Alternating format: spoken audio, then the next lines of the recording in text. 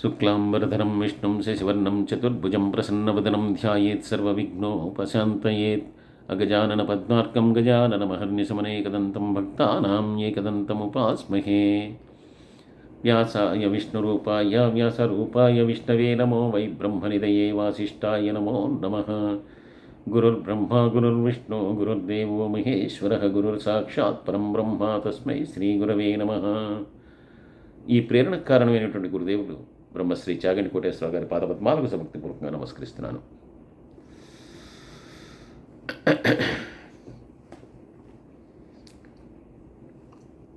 ఇలా ఆ పరాశర మహర్షి అక్కడ నావలో ఉన్నటువంటి మత్స్యగంధిని చూశాడు. తన యొక్క దివ్య దృష్టి చేత ఆవిడ యొక్క వృత్తాంతాన్నంతా కూడా ఆయన తెలుసుకున్నాడు. తెలుసుకుని వెంటనే ఈవిడ యందు తనకి మోహం కలిగినట్లుగా, అలాగే ఈ మత్స్యగంధిని తాను కోరుకున్నట్లుగా ఆయన దైవ ప్రేరణ వల్ల ఆమెకి తెలియజేశాడు. తెలియజేస్తే ఆవిడ ఆశ్చర్యపోయింది. ఇంతటి గొప్పవాడైనటువంటి మునీంద్రుడు ఏమిటి, జాలరి కూతురైనటువంటి తనని మోహించడం ఏమిటి, తన మీద మనసు కలిగి ఉండటం ఏమిటి అనేటటువంటిది ఆవిడకేమీ అర్థం కాలేదు. అందులో ఆయన ఏమన్నాడు, ఒక్కసారి నీతో సుఖించాలనేటటువంటి కోరిక ఉన్నది అని చెప్పి ఆయన అడిగాడు. ఎదురుకుండా ఉన్నటువంటి వాడు గొప్ప మునీంద్రుడు. ఆయన ఎవరో ఆవిడికి తెలియదు, ఆయన ఎంత తపస్సంపన్నుడో ఏమీ తెలియదు, కానీ మునీంద్రుడు. ఇప్పుడు లేదు కాదు అని చెప్పటం ఉచితమా అనుచితమా? ఒక రకంగా అనుచితము, ఒక రకంగా ఉచితము. ఎందుకంటే తాను స్త్రీ, అందులో కన్య, ఒకరి పరిరక్షణలో ఉన్నటువంటిది. కానీ అడిగినటువంటి వాడు మునీంద్రుడు.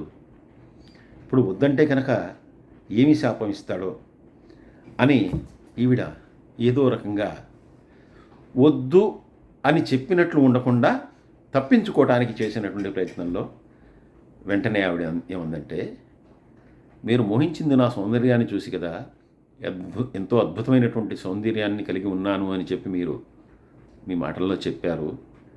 అయ్యా, ఈ సౌందర్యం ఏదైతే ఉందో దీని వెనకాల ఉన్నటువంటి విషయం మీకు తెలియదు. నేను జాలరి దాన్ని, చేపల్ని పట్టుకునేటటువంటి వాళ్ళ యొక్క కులంలో ఉన్నటువంటి దాన్ని. కాబట్టి నాతో బ్రాహ్మణులైనటువంటి గొప్ప మునీందులైనటువంటి మీకు సంగమం ఏమిటి? అందులో మరొక విషయం, నేను ఒక తండ్రి యొక్క పరిరక్షణలో ఉన్నటువంటి దాన్ని, నేను కన్యని, ఇంతవరకు నాకు వివాహం కాలేదు. కాబట్టి నా తండ్రే నన్ను సంరక్షిస్తూ ఉన్నాడు. అటువంటి కన్య అయినటువంటి నేను మీతో సంగమిస్తే కనుక నా కన్యత్వం అనేటటువంటిది నాశనం అయిపోతుంది కదా. అప్పుడు నేను తిరిగి నా తండ్రికి నా మొహాన్ని చూపించగలనా? కాబట్టి మీరు ఏమి కోరుకుంటున్నారు? ఇది నాకు ఉచితం అని అనిపించట్లేదు మహానుభావ అని చెప్పి ఈవిడ ఆయన్ని వద్దు అని అన్నట్టుగా కాకుండా తనకి ఇష్టం లేదు అనేటటువంటి విషయాన్ని స్పష్టంగా తెలియజేసింది. వెంటనే ఆయన అన్నాడు,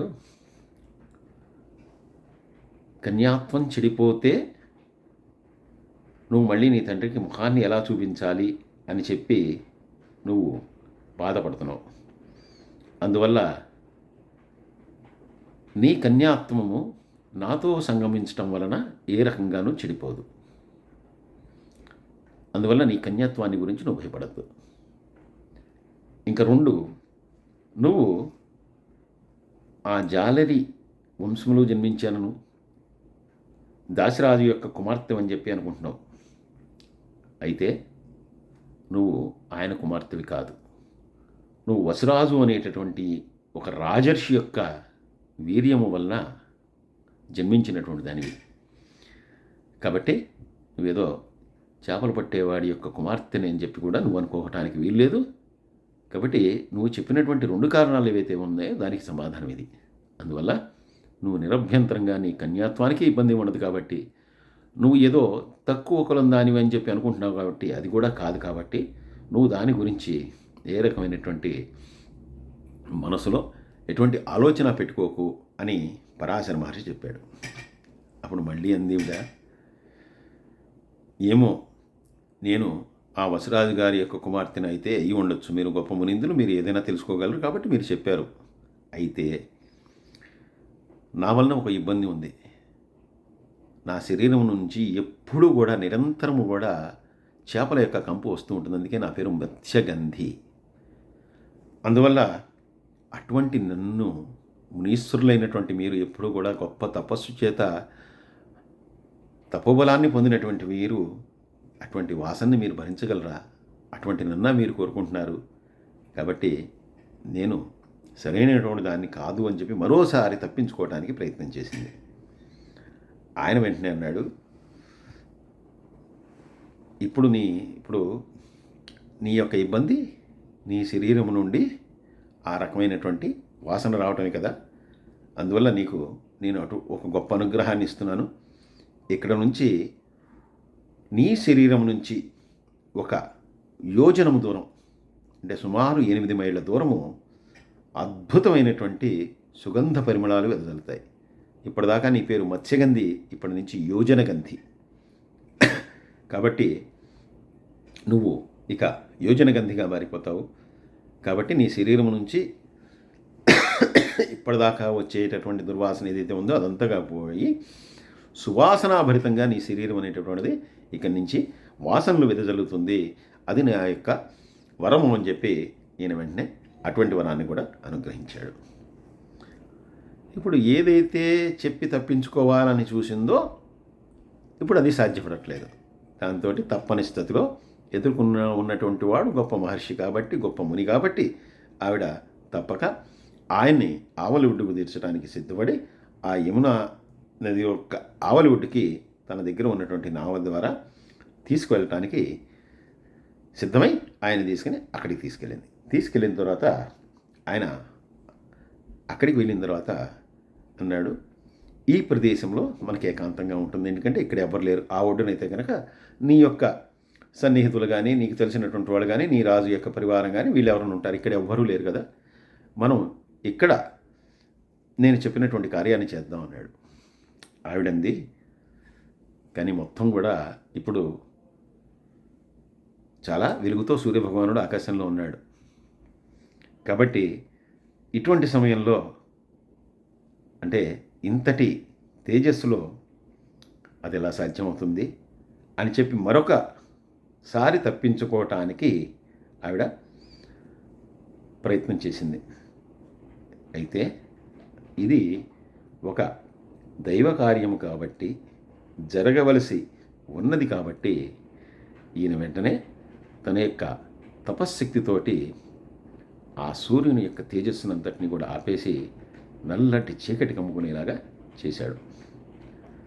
అలా ఎప్పుడైతే ఆయన సూర్యుని యొక్క తేజస్సు తగ్గిపోయేటట్లు చేసి వెంటనే ఆ ప్రాంతం అంతా కూడా చీకట్లు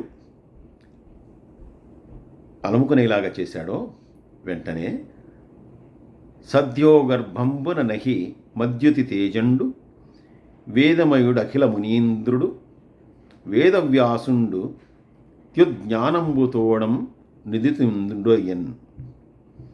ఆ యమునా ద్వీపమున మేయుడు కృష్ణుడై లీలమై కృష్ణ ద్వైపాయుడను పరగి వచ శ్రీయుతుడు తపంబు వలన చిత్తము నిలిపెన్. ఈవిడికి అంటే పరాశర మహర్షి ఈ యోజనగంధిగా పిలవడమైనటువంటి మత్స్యగంధి దాసరాజు యొక్క పుత్రికగా ఉన్నటువంటి ఈ మత్స్యగంధి నుండి కోరుకున్నటువంటిది ఏమిటి అంటే ఒక శిశువు యొక్క జననము. ఆవిడ ద్వారా ఈయన తోటి ఆవిడ యందు ఒక కుమారుడు జన్మించాలి. అదే ఈయన కోరిక. అంతేగాని ఆవిడతో కావాల్సినటువంటి ఒక శారీరకమైనటువంటి దాన్ని ఈయన కోరుకోలేదు. కేవలం ఆవిడికి అటువంటి కుమారుడు జన్మించాలి. కాబట్టి ఈయన ఎప్పుడైతే మొత్తం అంతా కూడా సూర్యుడిని తేజోవిహీనుడిని చేసి అక్కడంతా కూడా అంధకారం, అంటే సూర్యుడిని తేజోవిహీనం చేయటం అంటే సూర్యుడిని యొక్క ప్రకాశాన్ని ఈయన లాక్కోవటం కాదు, అక్కడ అంధకారం అంతా కూడా వ్యాపించేటి చేశాడు. ఆ అంధకారంలో వెంటనే ఈవిడ తత్క్షణమే ఆవిడ గర్భవతిగా అయ్యేట్టు చేశాడు. అలా గర్భవతి అయినటువంటి ఆవిడ వెంటనే ఒక శిశువును ప్రసవించేసింది. అంటే ఇంకా అవన్నీ కూడా కొన్ని క్షణాలలో జరిగినటువంటివి. దీనికి సంగమము, సంపర్కము ఇవన్నీ కూడా ఏమీ అవసరం లేదు. కేవలము ఆయన యొక్క శక్తితోటి వెంటనే ఆవిడ యందు ఒక కుమారుడు జన్మించాడు. ఇలా జన్మించినటువంటి వాడు చీకటిలో పుట్టినటువంటి ఈ కుమారుడు ఎలా ఉన్నాడు అంటే అహిమద్యుతి తేజండు, సూర్యభగవానుడితో సమానమైనటువంటి తేజస్సు కలిగినటువంటి వాడు, వేదమయుడు, సమస్త వేదముల యొక్క జ్ఞానము తెలుసుకున్నటువంటి వాడు పుట్టుకతోనే. అలాగే అఖిల మునీంద్రాద్యుడు, అలాగే మునులందరిలోకి కూడా గొప్పవాడు, శ్రేష్ఠుడు, అందరిలోకి మొట్టమొదటివాడు. సాక్షాత్తు పరమాత్మే ఈ రకంగా అవతరించాడు. కాబట్టి సృష్టిలో ఉన్నటువంటిది ఆది అంతము లేనటువంటి వాడు, అచ్యుతుడు, అన్నీ కూడా ఆయనే. కాబట్టి ఆయన యొక్క అంశతో వచ్చినటువంటి వాడు కాబట్టి పుట్టుకతోనే సమస్త మునుల్లో కూడా మొట్టమొదటి వాడు, సమస్త జ్ఞానములు కలిగినటువంటి వాడు, సమస్త వేదముల యొక్క సారమును తనలో నిలుపుకున్నటువంటి వాడు. అంతేకాదు ఉద్య జ్ఞానంబుతోడన్ ఉదితిండయ్యన్, అలా పూర్ణ జ్ఞాన సంపదతోటి ఈయన ఆ రకంగా జన్మించాడు. అలా జన్మించినటువంటి ఈయన ఆ యమునా ద్వీపమున్ అమేయుడు, అలా వచ్చినటువంటి వాడు చాలా మహనీయుడు, చాలా గొప్పవాడు. ఆయన కృష్ణుడై నల్లని వర్ణము కలిగి లీలమయిన్ తన యొక్క మహిమతోటి కృష్ణద్వైపాయుడనన్ పరగి, కృష్ణద్వైపాయుడు అనేటటువంటి పేరుతో ప్రసిద్ధి చెందాడు. ఎందుకంటే నల్లని వర్ణంతో ఉన్నటువంటి వాడు కాబట్టి కృష్ణద్వైపాయనుడు అనేటటువంటి పేరుతో ప్రసిద్ధి చెందినటువంటి వాడు ఈయన.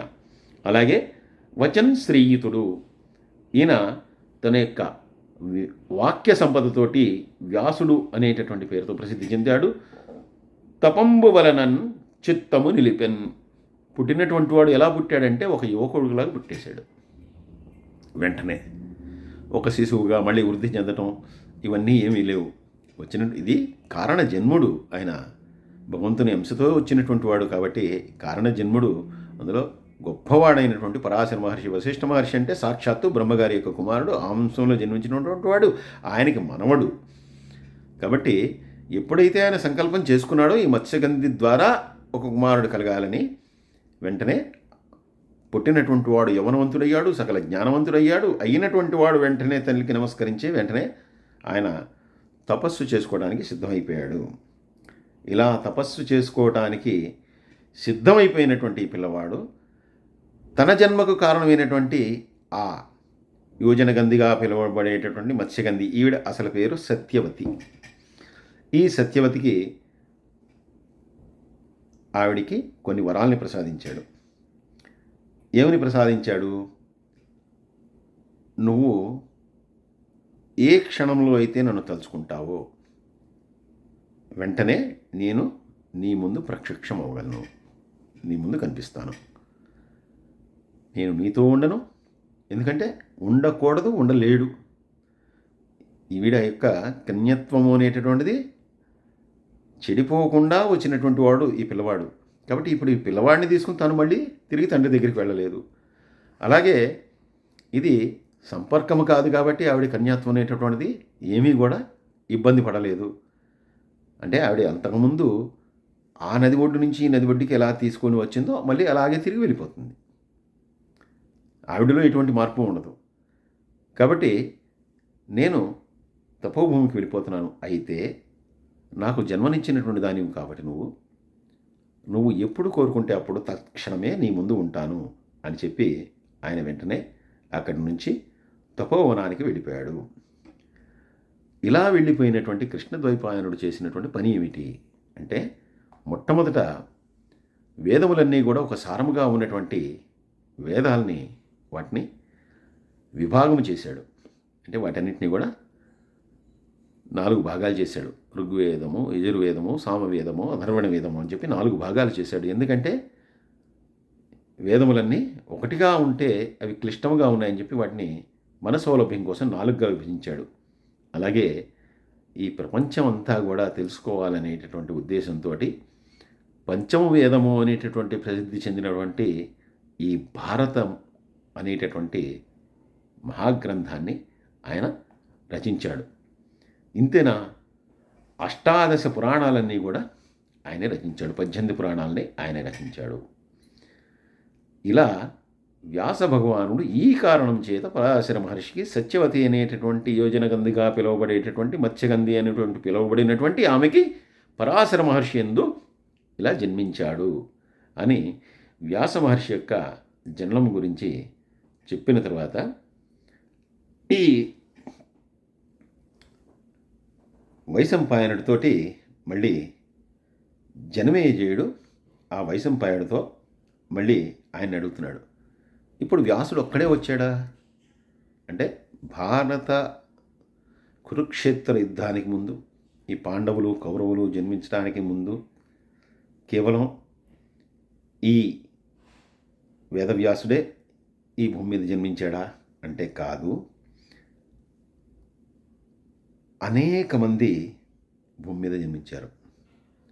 వాళ్ళలో మళ్ళీ ప్రసిద్ధి చెందినటువంటి వారు భీష్ముడు కానీ పాండవులు కానీ వీళ్ళందరూ కూడా అనేకమైనటువంటి అంశాలతోటి వాళ్ళందరూ కూడా జన్మించారు. వీళ్ళే కాదు, అనేక మంది రాక్షసులు జన్మించారు. ఇలా అనేక మంది జన్మించారు. వాళ్ళందరి గురించి చెప్పాలంటే కనుక కాలం అనేటటువంటిది సాధ్యము కాదు అని చెప్పి సాక్షాత్తు జనమేజయుడుతో వైశంపాయనుడు చెప్పిన తర్వాత మళ్ళీ ఇప్పుడు జనమేజయుడు అడుగుతున్నాడు, అసలు పరశురాముడు రాజులందరినీ కూడా దండెత్తి రాజులందరినీ కూడా సంహరించాడు కదా, అలా రాజులందరినీ కూడా సంహరించిన తర్వాత ఆ రాజులు బ్రాహ్మణుల యొక్క మళ్ళీ అంటే రాజులందరూ కూడా మరణించారు. అయితే వారి యొక్క భార్యలు వాళ్ళనేమీ చేయలేదు, రాజుల్ని మాత్రమే ఆయన సంహరించాడు. వాళ్ళ యొక్క భార్యలు మళ్ళీ బ్రాహ్మణుల యొక్క అనుగ్రహంతో, అంటే ఇక్కడ బ్రాహ్మణుల యొక్క అనుగ్రహంతో అంటే మళ్ళీ మనం దాన్ని అర్థాన్ని వాళ్ళు చెప్పినట్టుగా తపస్సులు మొదలైనటువంటి వాడిని యజ్ఞములు యాగములు ఇవన్నీ కూడా చేసి మళ్ళీ ధర్మాన్ని అనుసరించి మాత్రమే సంతానాన్ని పొందారు. ఆ రకంగా మళ్ళీ ఈ రాజుల యొక్క వంశములన్నీ కూడా వృద్ధి చెందాయి. ఇలా వృద్ధి చెందినటువంటి రాజవంశాలు ఏవైతే ఉన్నాయో వీళ్ళు అంతకుముందు జరిగినటువంటి వాటన్నింటిని కూడా దృష్టిలో పెట్టుకుని, ఎందుకంటే ఆ పరశురాముడు సంహరించినటువంటి వాళ్ళు కూడా దుర్మార్గపు రాజులను మాత్రమే సంహరించాడు కాబట్టి వీళ్ళు వాటన్నిటినీ కూడా దృష్టిలో పెట్టుకుని వాళ్ళు ప్రజారంజకముగా పరిపాలించడం మొదలుపెట్టాడు. ఇలా ధర్మ మార్గంలో ప్రజారంజకంగా వాళ్ళందరూ కూడా పరిపాలించటం వలన వర్ణాశ్రమ ధర్మాలు ఏవైతే ఉన్నాయో అవన్నీ కూడా స్థిరత్వం పొందాయి. అలాగే బ్రాహ్మణులకి క్షత్రియులకి భూమి మీద ఉన్నటువంటి జనులందరికీ కూడా మళ్ళీ ఆయుర్దాయం అనేటటువంటిది పెరిగింది. అలాగే సకాలంలో ఋతువులన్నీ కూడా వర్షించడం మొదలుపెట్టాయి. చక్కగా సస్యం అంతా కూడా బాగుంది, చక్కగా అంతా కూడా అభివృద్ధి చెందుతూ ఉంది. దీంతో మళ్ళీ అంటే సాంద్రత భూమి మీద సాంద్రత అనేటటువంటిది పెరిగిపోతూ ఉన్నది. మళ్ళీ భూమికి భారం అంతా కూడా పెరుగుతూ ఉంది. అప్పుడు మళ్ళీ ఈ భూమి మీద భారం పెరుగుతూ ఉండటంతో మళ్ళీ భూదేవి ఆ బ్రహ్మగారి దగ్గరికి వెళ్ళి, భూభారం పెరిగిపోతుంది కాబట్టి ఏదైనా మీరు మార్గం చేసి మళ్ళీ నా యొక్క భారాన్ని తగ్గించేట్టుగా చేయవలసింది అని చెప్పి అన్న తర్వాత, ఎందుకంటే అప్పటికే ఒకవైపు ధర్మబద్ధంగా పరిపాలన చేసేటటువంటి రాజులు, వాళ్ళ ధర్మబద్ధ పరిపాలన వలన ఆయుష్ని అభివృద్ధి చెందించుకుంటూ అనేక సంవత్సరాలు భూమి మీదే నివసిస్తున్నటువంటి మానవులు, మరొకవైపు అసురులు. అంటే అసురులు అంటే అంతకుముందు ఉన్నటువంటి అసురుల్లాగా దంష్టలతోటో కోరలతోటో కాకపోయినా వాళ్ళ నీచ కృత్యముల వలన అసురులు. కాబట్టి వీరందరితో కూడా భారం పెరిగిపోయినటువంటి భూదేవి మళ్ళీ బ్రహ్మగారిని అడిగినప్పుడు, ఇప్పుడు ఆ భూభారాన్ని తొలగించడానికి ఆయన బ్రహ్మగారు అనేక మందిని సృజింపజేశాడు. ఇలా సృజింపజేసినటువంటి వారిలో ఆయన అంటే దేవతల అంశాలతోటి వచ్చినటువంటి వాళ్ళు, ఆ పరమాత్మ అయినటువంటి విష్ణువు యొక్క సంకల్పంతో వచ్చినటువంటి వాళ్ళు, పరమేశ్వరుని యొక్క ఆశీస్సులతో జన్మించినటువంటి వాళ్ళు, వీళ్ళందరూ ఉండగా ఇంకా దితిసుత దానవ యక్ష ప్రతతుల యంసమున బొట్టి ప్రజలకు విహితాహితులగుచుండిరి అనేకులు జితకాసులు ధరణీపతులు శిశిపాలాదుల్. ఒకవైపు భీష్ముడు, పాండవులు ఇటువంటి వాళ్ళందరూ కూడా జన్మిస్తే, మరొక వైపు దైత్య దానవుల యొక్క అంశాలతోటి, దైత్యులు దానవులు యక్షులు వీళ్ళ యొక్క అంశాలతోటి శిశుపాలుడు మొదలైనటువంటి బలగర్వితులైనటువంటి జయగర్వితులైనటువంటి రాక్షసులు. వాళ్ళంటే రాక్షసులంటే ఇందాక చెప్పినట్టుగా కోరలతోటి దంష్టలతోటి వీటన్నిటితో కాదు, మామూలుగా అసురీ లక్షణములతోటి పుట్టినటువంటి వాళ్ళు. అసురీ లక్షణం అంటే ఏంటంటే పక్కవాడిది లాక్కోవటం. ముఖ్యంగా పక్కవాడిది కూడా లాక్కోవటమే అసురీ లక్షణమే. ఇంకోటిది మనం పొందాలనుకోవటం, ఇంకోటి దగ్గర ఉన్నటువంటి సంపదని మనం కోరుకోవటం, ఇంకోళ్ళ యొక్క స్త్రీలను కోరుకోవటం, అదే అసురత్వం. అదే రావణాసురుడు చేసింది, అదే అసురులు చేసేది. అంటే అన్నీ వాళ్ళ దగ్గరే ఉండాలి, అన్నీ లాక్కోవాలి, అన్నీ తమ యొక్క అధీనంలో ఉండాలి. తమకు బలం ఉంది కాబట్టి, తమకు శక్తి ఉంది కాబట్టి ఏదైనా కూడా తాము లాక్కోగలము, ఏదైనా కూడా తాము పొందగలము అనేటటువంటి లక్షణం ఏదైతే ఉందో అదే అసురీ లక్షణం. అటువంటి అసురీ లక్షణంతో జన్మించినటువంటి వాళ్ళు, శిశుపాలుడు మొదలైనటువంటి వాళ్ళు అనేక మంది అప్పటికే వాళ్ళు కూడా సృజింపబడ్డారు. ఇలాగా హితులు అహితులు అంటే ప్రజలు ఇష్టపడేటటువంటి వాళ్ళు, ప్రజలు ఇష్టపడినటువంటి వాళ్ళందరూ కూడా ఈ భూమి మీద జన్మించారు. అలాగే ఇప్పుడు దేవతల యొక్క అంశాలతో జన్మించినటువంటి వాళ్ళందరూ కూడా వాళ్ళ యొక్క పరాక్రమంతో, వాళ్ళ యొక్క ధర్మబద్ధతతోటి వాళ్ళందరూ కూడా పాండవ పక్షంలోనూ, ఇంకా రాక్షసాంశాలతో జన్మించినటువంటి వాళ్ళు ఇందాకనే చెప్పారు, దానవ యక్ష రాక్షస అంశాలతో పుట్టినటువంటి వాళ్ళందరూ కూడా దుర్యోధనుడి పక్షంలోనూ, ఈ రకంగా దేవతల పక్షం దానవుల పక్షం అంటే వాళ్ళ అంశాలు. ఇప్పుడు దేవతలు దానవులు ప్రత్యక్షంగా ఇక్కడ యుద్ధం చేసుకోకపోయినా కురుక్షేత్ర యుద్ధం అంతా కూడా జరిగింది దేవదానవ యుద్ధం కిందే దాన్ని కూడా చెప్తున్నారు. కాబట్టి ఈ దేవతలకి దానవులకు జరిగినటువంటి యుద్ధ ప్రకారంగా వాళ్ళ యొక్క అంశాలకు జరిగినటువంటి యుద్ధముగా ఇదంతా కూడా జరిగింది కదా.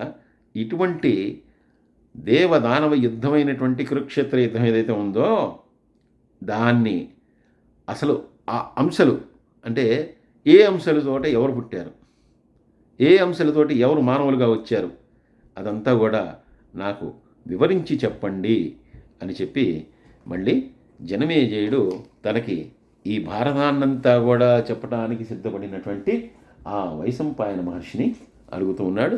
ఆయన దీన్ని కొనసాగిస్తూ ఉన్నారు. సర్వే జనా సుఖినో భవంతు, సమస్త లోకా సుఖినో భవంతు. స్వస్తి.